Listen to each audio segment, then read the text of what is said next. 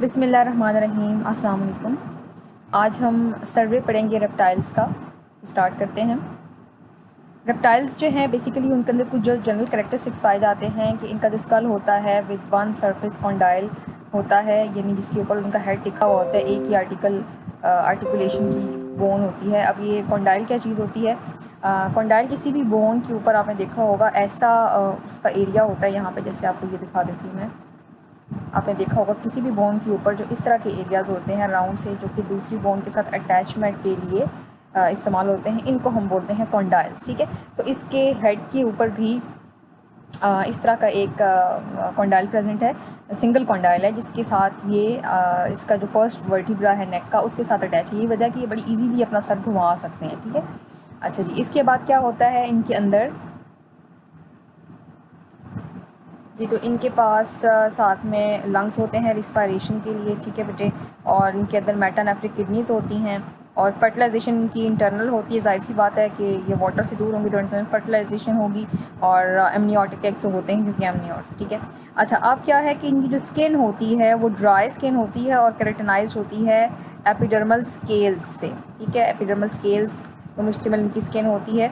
अब यहाँ पे कुछ आपको बताती चलूँ कि अब केराटिनाइज का जिक्र आ गया तो what is keratin? Keratin basically आपके पास एक ऐसी प्रोटीन है जो कि रेजिस्टेंट होती है। ठीक है, और प्रेजेंट होती है आपके पास एपिडर्मल सर्फेसेस के अंदर, और मोस्टली ये उन्हीं सर्फेसेस से डिराइव भी होती है, एमनियोट्स के अंदर मोस्टली प्रेजेंट होती है।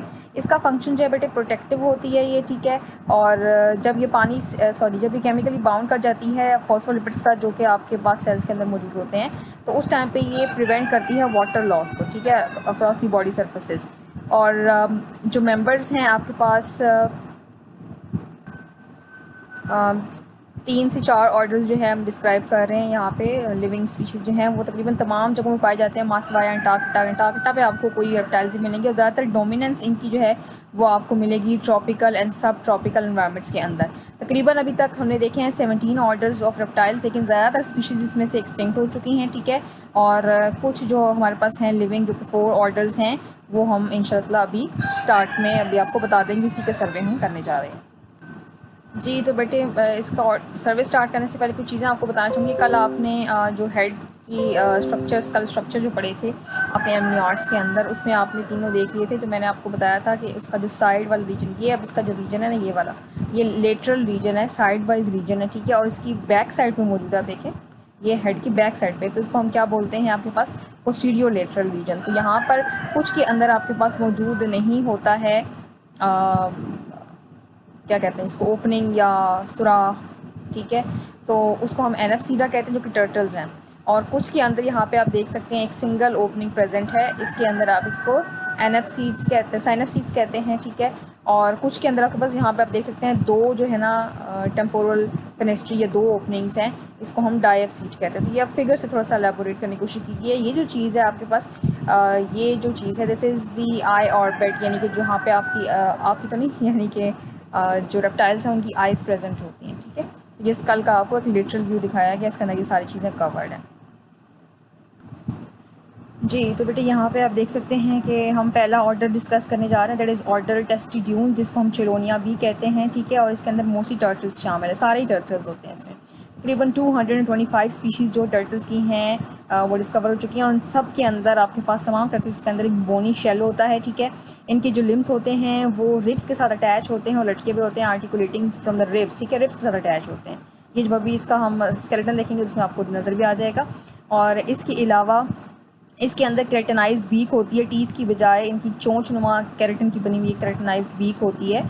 ठीक है, और अब जो शेल को हम थोड़ा सा डिस्कस कर लेते हैं कि शेल को 2 हिस्सों में डिवाइड कर देते हैं। एक डॉर्सल पोर्शन होता है जो कैरापेस कहलाता है, दूसरा इसका वेंट्रल पोर्शन होता है जो प्लेस्ट्रॉन कहलाता है। ठीक है, तो इसका जो डॉर्सल पोर्शन है कैरापेस, ठीक है, ये आपके पास किस तरीके से बनता है, स्किन किन बोन्स पे मुश्तमिल होता है। ये फ्यूजन होती है वर्टिब्रीज की, यानी कि जो आपके पास मोहरे वगैरह होते हैं, वर्टिब्री जिनको बोलते हैं, उसकी फ्यूजन होती है। इसके अलावा कुछ जो हड्डियाँ होती हैं आपके पास रिब्स की, यानी पसलियों की, वो चिपटी हो जाती है, एक्सपैंड फॉर्म में वो होती हैं। और कुछ आपके पास स्किन के अंदर जो है ना बोन्स जो होती हैं, वो तीनों का मिलाप की वजह से ये बनता है, और इसको पूरी को कवर किया होता है केराटिन ने। ठीक है, कैरापेस को पूरे केराटिन ने अच्छी तरीके से कवर किया होता है। अब इसके वेंट्रल पोर्शन की तरफ आ जाते हैं, जिसको हम प्लेस्ट्रॉन कहते हैं। प्लेस्ट्रॉन आपके पास बनता है पेक्टोरल गर्डल की फ्यूजन से और डर्मल बोन से, ठीक है। और अगेन इसको भी केराटिनाइज्ड किया हुआ होता है केराटिन ने फुली।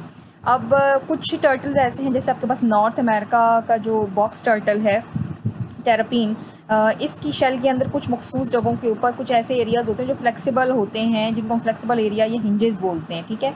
अब ये जो फ्लेक्सिबल एरियाज़ या हिंजेस होते हैं, इसकी मदद से आपके पास जो उसकी प्लेस्ट्रॉन होती है, इंटीरियर एंड पोस्टीरियर एजेस प्लेस्ट्रॉन के, वो उठाए जा सकते हैं, रेज़ किए जा सकते हैं, फैलाए जा सकते हैं, ठीक है।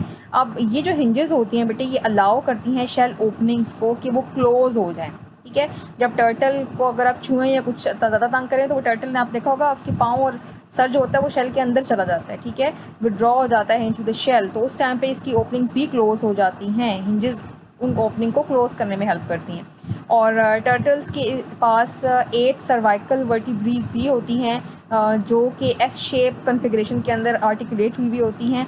और ये जो चीज़ है ये अलाउ करती है हेड को कि वो शेल के अंदर विड्रॉ हो जाए, यानी कि फ़ौरन से अपने सर या हेड जो है ना विड्रॉ कर लेता है टर्टल्स शेल के अंदर।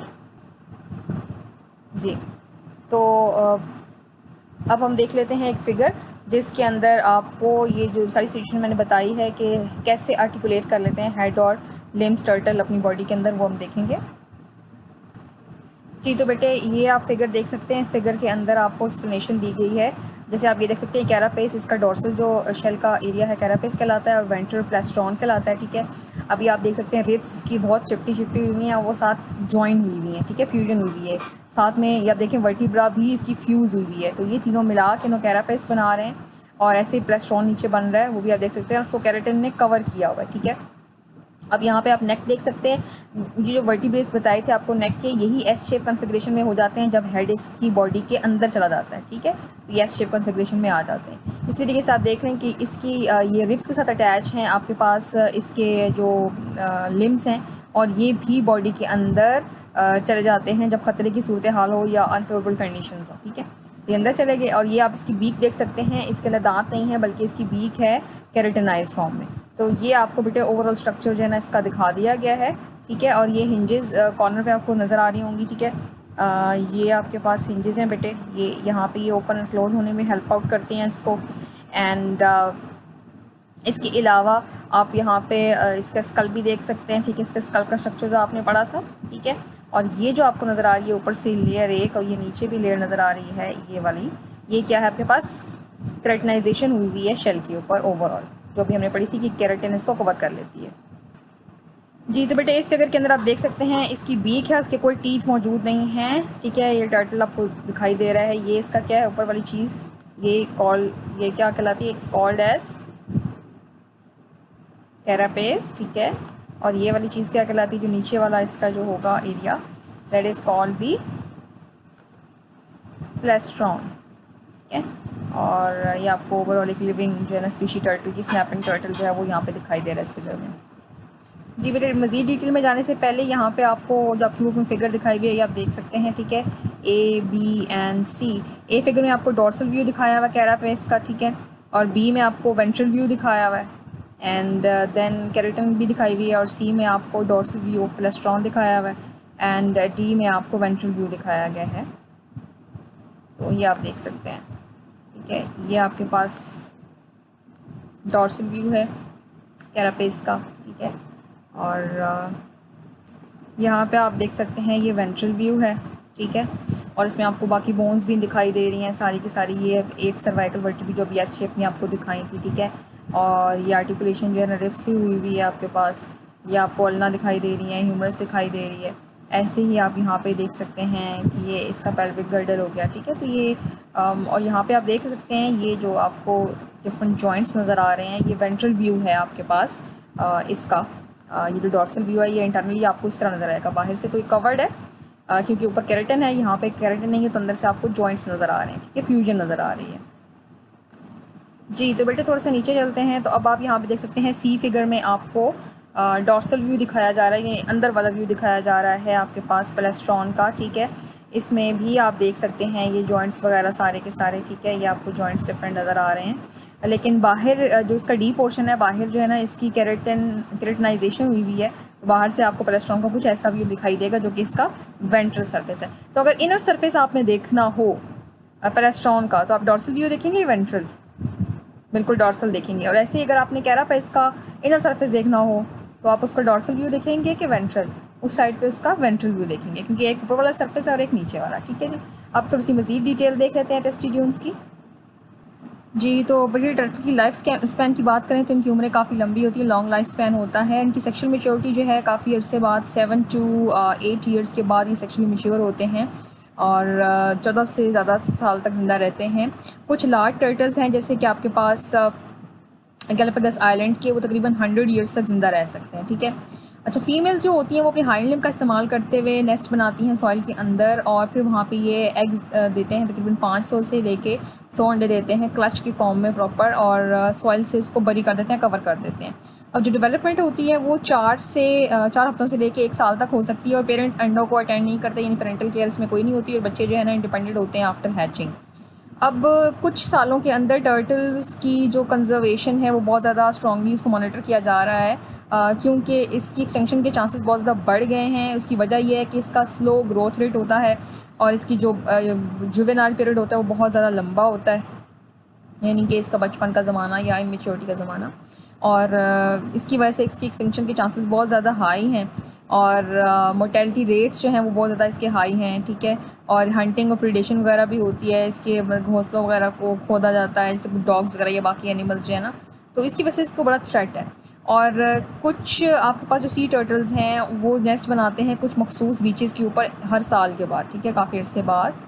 तो और वो आपको पता है कि सी टर्टल्स की जो कंजर्वेशन का प्लान जो है वो एक कंट्री अकेले नहीं बना सकती, क्योंकि एक समंदर का जो थाउजेंड्स ऑफ स्क्वायर किलोमीटर्स का जो आपके पास होता है उसका समंदरी किनारा, वो बहुत ज़्यादा फैला हुआ होता है और एक मुल्क के अंडर नहीं आता, बहुत सारे डिफरेंट नेशंस का रोल है उसके अंदर, तो तमाम लोगों को मिलकर काम करना पड़ेगा to conserve the turtle species, ठीक है जी। जी, तो बेटे नेक्स्ट ऑर्डर जो है हमारा रिंकोसेफेलिया जो है आपके पास इसकी ओनली जो सर्वाइविंग स्पीशीज़ है दैट इज़ कॉल्ड टोटोरा, जिसको हम स्फिनोडोन पंक्टेटस कहते हैं। और ये सुपरफिशियली देखने में आपको लिजर्ड लाइक लगता है, रेप्टाइल, ठीक है। और ये इसकी जो बॉडी है, शेप है, बिल्कुल चेंज नहीं हुई, 200 मिलियन साल पहले भी ऐसा ही था और आज भी ये ऐसा है, ठीक है।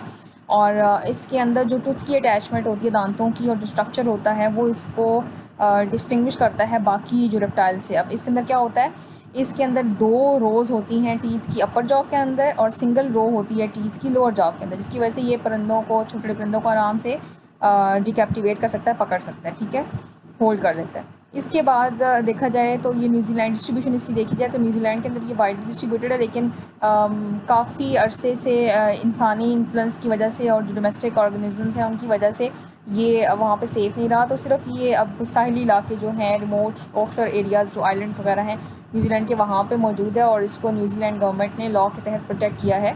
और ये ओवीपेरस होता है बेटे, ले एग्स, ठीक है। और ये अंडरग्राउंड जो है बरोज़ बनाता है, बिल्कुल ऐसे जैसे आपके पास सी बर्ड्स की ग्राउंड नेस्ट के साथ शेयर करता है, ठीक है। तो वहाँ पे फिर ये एग ले कर देता है और इसकी फिर नेक्स्ट रिप्रोडक्शन जो है ना, डेवलपमेंट नेक्स्ट कंटिन्यू करती है। तो टोटोरस जो होते हैं ये आपके पास सुबह के धुंधलके और शाम के धुंधलके में, यानी डॉन एंड डस्क दोनों टाइम पे निकलते हैं, ठीक है, अपनी बरोज़ से, और फीड करते हैं मोस्टली इंसेक्ट्स पे और कभी कभार छोटे जो वर्टिब्रेट्स हैं उनके ऊपर। ये फिगर में आपको टोटोरा स्फिनोडोन पंक्टेटस दिखाई दे रहा है, आप देख सकते हैं ये लिजर्ड लाइक जो है ऑर्गेनिज्म है, ठीक है जी। तो नेक्स्ट हमारा जो है ऑर्डर दैट इज स्कोमेटा, और